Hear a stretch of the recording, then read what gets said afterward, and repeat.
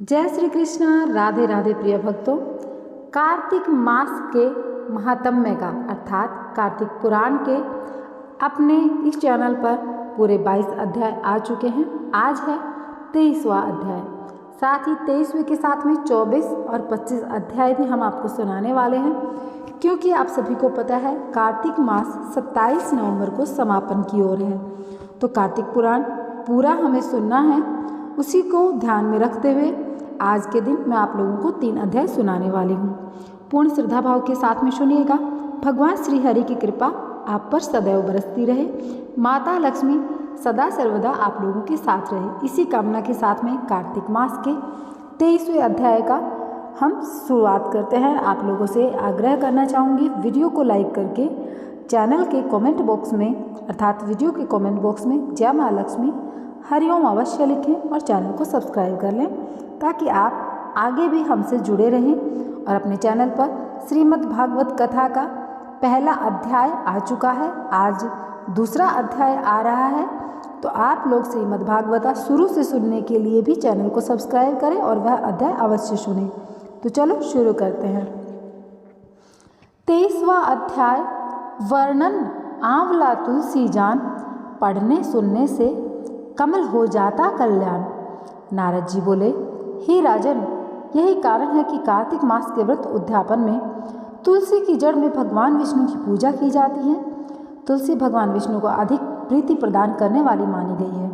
हे राजन, जिसके घर में तुलसी पौधा सदैव पाप नाश करने वाला तथा अभिष्ट कामनाओं को पूर्ण करने वाला होता है, वहाँ पर यमराज के दूत भी नहीं आते। और आप लोगों को बता दें, नर्मदा का दर्शन, गंगा का स्नान, तुलसी वन का संसर्ग, ये तीनों एक समान कहे गए हैं। जो तुलसी की मंजरी से संयुक्त होकर प्राण त्याग करता है, वह सैकड़ों पापों से युक्त ही क्यों न हो, यमराज उसकी ओर नहीं देख सकते। तुलसी को छूने से कामिक, वाचिक, मानसिक सभी पाप नष्ट हो जाते हैं। जो मनुष्य तुलसी दल से भगवान का पूजन करते हैं, वह पुनः गर्भ में नहीं आते, अर्थात जन्म मरण की चक्कर से छूट जाते हैं। तुलसी दल में पुष्कर आदि समस्त तीर्थ, गंगा आदि नदियाँ, विष्णु प्रभृति सभी देवता निवास करते हैं। हे राजन, जो मनुष्य तुलसी के काष्ठ का चंदन लगाते हैं, उन्हें सहज ही मुक्ति प्राप्त हो जाती है और उनके द्वारा किए गए पाप उनके शरीर को छू भी नहीं पाते। जहाँ तुलसी के पौधे की छाया होती है, वहीं पितरों की तृप्ति के लिए श्राद्ध करना चाहिए। जिसके मुख में, कान में और मस्तक पर तुलसी का पत्ता दिखाई देता है, उसके ऊपर यमराज की दृष्टि भी नहीं कभी पड़ती, फिर दूतों की तो बात ही क्या है। जो प्रतिदिन आदर पूर्वक तुलसी की महिमा सुनता है, वह सब पापों से मुक्त हो ब्रह्मलोक को जाता है। इसी प्रकार आंवले का महान वृक्ष सभी पापों का नाश करने वाला है। आंवले का वृक्ष भगवान विष्णु को अति प्रिय है। इसके स्मरण मात्र से ही मनुष्य गोदान का फल प्राप्त करता है। जो मनुष्य कार्तिक में आंवले के वन में भगवान विष्णु की पूजा तथा आंवले की छाया में भोजन करता है, उसके भी पाप नष्ट हो जाते हैं। आंवले की छाया में मनुष्य को जो भी पुण्य प्राप्त होता है, वह कोटि गुना हो जाता है। जो मनुष्य आंवले की छाया के नीचे कार्तिक में ब्राह्मण दंपति को एक बार भी भोजन देकर स्वयं भोजन करता है, वह अन्न दोष से मुक्त हो जाता है। लक्ष्मी की प्राप्ति की इच्छा रखने वाले मनुष्य को सदैव आंवले से स्नान करना चाहिए। नवमी, अमावस्या, सप्तमी, संक्रांति, रविवार, चंद्र ग्रहण तथा सूर्य ग्रहण के दिन आंवले से स्नान नहीं करना चाहिए। जो मनुष्य आंवले की छाया में बैठकर पिंडदान करता है, उसके पितृ भगवान विष्णु के प्रसाद से मोक्ष को प्राप्त होते हैं। जो मनुष्य आंवले के फल और तुलसी दल को पानी में भिलाकर स्नान करता है, उसे गंगा स्नान का फल मिलता है। जो मनुष्य आंवले के पत्तों और फलों से देवताओं का पूजन करता है, उसे स्वर्ण मणि एवं मोतियों द्वारा पूजन का फल प्राप्त होता है। कार्तिक मास में जब सूर्य तुला राशि में होता है, तभी तीर्थ, ऋषि, देवता सभी यज्ञ आंवले के वृक्ष में आवास करते हैं। जो मनुष्य द्वादशी तिथि को तुलसी दल और कार्तिक में आंवले की छाया में बैठकर भोजन करता है, उसे 1 वर्ष तक अन्न संसर्ग में उत्पन्न हुए पापों का नाश कर लेता है। जो मनुष्य कार्तिक में आंवले की जड़ में विष्णु जी का पूजन करता है, उसे श्री विष्णु क्षेत्रों के पूजन का फल प्राप्त होता है। आंवले और तुलसी का महत्व वर्ण करने में श्री ब्रह्मा जी समर्थ नहीं है, इसलिए धात्री और तुलसी जी की जन्म कथा सुनने से मनुष्य सहित अपने वंश सहित भक्ति को पाता है। इति संपूर्ण 23वां अध्याय। तो प्रिय भक्तों 23वां अध्याय संपूर्ण हो गया है। 24वां अध्याय में आप लोगों के साथ शुरू करने वाली हूँ। कमेंट बॉक्स में लिख दीजिए हरिओम, जय माँ लक्ष्मी। लिखवाओ से निज दया से सुंदर भाव बताकर कार्तिक मास 24वां अध्याय सुनो ध्यान लगाकर। राजा पृथु बोले, हे मुनि श्रेष्ठ, आपने तुलसी के इतिहास व्रत महात्म्य के विषय में कहा। अब आप कृपा कर मुझे अब बताइए कि कार्तिक मास में क्या और भी देवताओं का पूजन होता है, यह भी विस्तार पूर्वक बताइए। नारद जी बोले, पूर्व काल की बात है, सह्य पर्वत पर करवी में धर्मदात नामक विख्यात कोई धर्मज्ञ ब्राह्मण रहते थे। एक दिन कार्तिक मास में भगवान विष्णु के समीप जागरण करने के लिए वे भगवान के मंदिर की ओर चल पड़े। उस समय एक पहर रात बाकी थी। भगवान की पूजन की सामग्री साथ लिए जाते हुए ब्राह्मण ने मार्ग में देखा एक भयंकर राक्षसी आ रही है। उसका शरीर नंगा और मांस रहित था। उसके बड़े बड़े दांत, लपकती हुई जीभ और लाल नेत्र देखकर ब्राह्मण भय से थर्रा उठा। उनका सारा शरीर कांपने लगा। उन्होंने साहस करके पूजा की सामग्री तथा जल से ही उस राक्षसी के ऊपर उसको मारा, इसलिए उसका सारा पातक नष्ट हो गया। अब उसे अपने पूर्व जन्म के कर्मों के परिणाम स्वरूप प्राप्त हुई दुर्दशा का स्मरण हो आया। उसने ब्राह्मण को दंडवत प्रणाम करके इस प्रकार कहा, ब्राह्मण, मैं पूर्व जन्म के कर्मों के फल से इस दशा को पहुंची हूँ। अब मुझे किस प्रकार उत्तम गति प्राप्त होगी?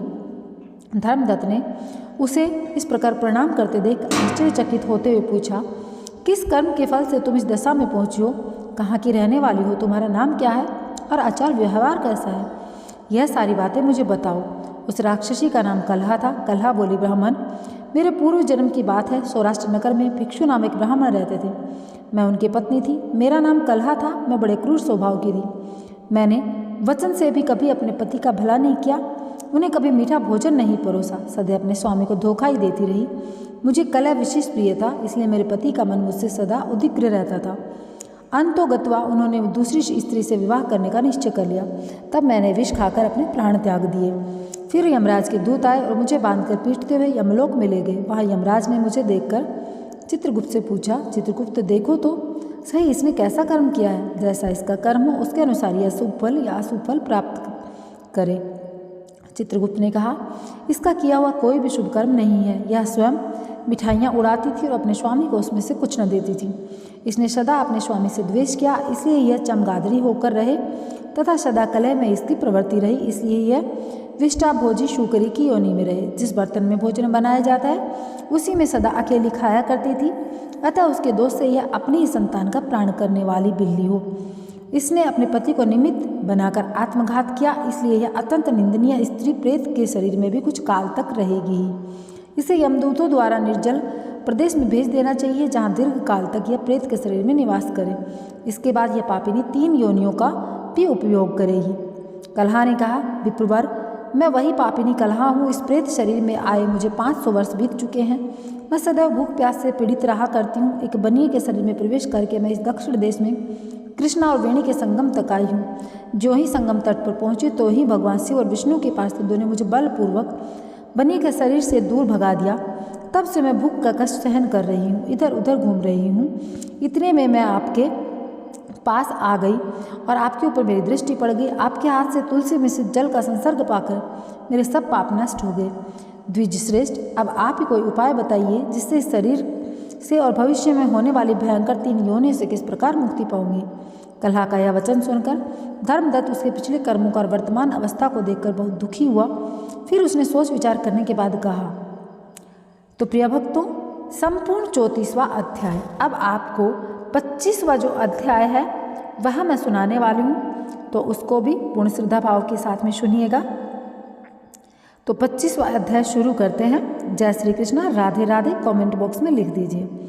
सुना प्रश्न ऋषियों का, बोले सूत जी ज्ञानी, 25वां अध्याय में सुनो श्री हरि की वाणी। तीर्थ में दान और व्रत आदि का सत्कर्म करने से मनुष्य के पाप नष्ट हो जाते हैं, परंतु तू तो प्रेत के शरीर में है, अतः उन कर्मों के करने की अधिकारिणी नहीं है। इसलिए मैंने जन्म से लेकर अब तक जो कार्तिक का व्रत किया है उसके पुण्य का आधा भाग मैं तुझे देता हूँ, तू उसी से सदगति की प्राप्त हो जा। इतना कहकर धर्मदत्त ने 12 अक्षर मंत्र का श्रवण कराते हुए तुलसी मिश्रित जल से जो ही उसका अभिषेक किया, त्यों ही वह प्रेत योनि से मुक्त हो प्रज्वलित अग्निशिखा के समान तेजस्विनी एवं दिव्य रूप धारिणी देवी हो गई। सौंदर्य में लक्ष्मी जी की समानता करने वाली, तदंतर उसने भूमि पर दंड की भांति गिरकर ब्राह्मण देवता को प्रणाम किया और हर्षित होकर गदगद वाणी में कहने लगी, हे द्विज श्रेष्ठ, आपके प्रसाद से मैं आज इस नरक से छुटकारा पा गई। मैं तो पाप के समुद्र में डूब रही थी, आप मेरे लिए नौका के समान हो। वह इस प्रकार ब्राह्मण से कह रही थी, आकाश से एक दिव्य विमान उतरता दिखाई दिया। वह अत्यंत प्रकाशमान विष्णु रूपधारी पार्षदों से युक्त था। विमान के द्वार पर खड़े हुए पुण्यशील और सुशील ने उस देवी को उठाकर उस श्रेष्ठ विमान पर चढ़ा दिया। तब धर्मदत्त ने बड़े आश्चर्य के साथ उस विमान को देखा और विष्णु रूपधारी पार्षदों को देखकर साष्टांग प्रणाम किया। पुण्यशील और सुशील ने प्रणाम करने वाले ब्राह्मण को उठाया, उनकी सराहना की और कहते हुए कहा कि हे द्विज श्रेष्ठ, तुम्हें साधुवाद, क्योंकि तुम सदैव भगवान विष्णु के भजन में तत्पर रहते हो, दीनों पर दया करते हो, सर्वज्ञ हो तथा भगवान विष्णु के व्रत का पालन करने वाले हो। तुमने बचपन से लेकर अब जो कार्तिक व्रत का अनुष्ठान किया है, उसके आधे भाग का दान देने से तुम्हें दोगुना पुण्य प्राप्त हुआ और सैकड़ों जन्मों के पाप नष्ट हो गए। अब ये बैकुंठ धाम में ले जाई जा रही है। तुम भी इस जन्म के अंत में अपनी दोनों स्त्रियों के साथ भगवान विष्णु के बैकुंठ धाम में जाओगे और मुक्ति प्राप्त करोगे।